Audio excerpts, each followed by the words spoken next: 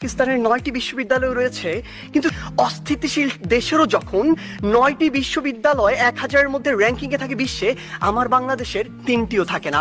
আমার বাংলাদেশ এই কারণেই সফলতম হতে পারে না। তিনি আজকে বললেন আমরা নাকি আমাদের যে স্বপ্ন সেটিকে বিশ্বাস করি না। আমরা একটি দেশ নিয়ে যখন কথা বলবো তখন শুধু স্বপ্নের উপরে ভর করে থাকতে পারি না, ওই আবেগ দিয়ে চালিত হতে পারি না। যদি আমার স্বপ্নকে বিশ্বাস করেই আমি দক্ষিণ এশিয়ার মধ্যে সফলতম হতে পারতাম, তাহলে এত ছোট স্বপ্ন দেখতাম না, আমি পুরো পৃথিবীর মধ্যে সফলতম হওয়ার স্বপ্ন দেখতাম। কিন্তু স্বপ্ন এবং বাস্তবতার মধ্যে অনেক পার্থক্য রয়েছে। 71 থেকে আজকে 2022 সালে এসে বাংলাদেশ প্রত্যেকটি ক্ষেত্রে উন্নত হয়েছে। হ্যাঁ, আমরা বিশ্বাস করি উন্নত হয়েছে, কিন্তু দক্ষিণ এশিয়ার অন্যান্য দেশ কিংবা পৃথিবীর অন্যান্য দেশ কি বসে রয়েছে?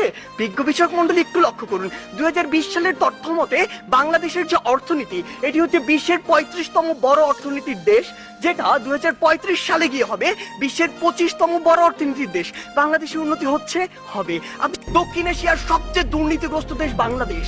তারা বলেছে অন্তত আফগানিস্তানের পিছনে বাংলাদেশ রয়েছে, নেপাল, ভুটান, এদের চেয়েও বাংলাদেশ বেশি দুর্নীতিগ্রস্ত দেশ। আপনি কেন এটি বলছেন না? বিগত 15 বছর ধরে আপনার দেশ থেকে যে পরিমাণ অর্থ পাচার হয়েছে তা দিয়ে আপনার দেশে 2 বছরের বাজেট দেওয়া যেত। আমরা প্রত্যাশা করি কোনো একদিন আমাদের প্রজন্ম বাংলাদেশকে সফলতম রাষ্ট্র হিসেবে দেখবে। ধন্যবাদ বিজ্ঞ বিচারক মন্ডল।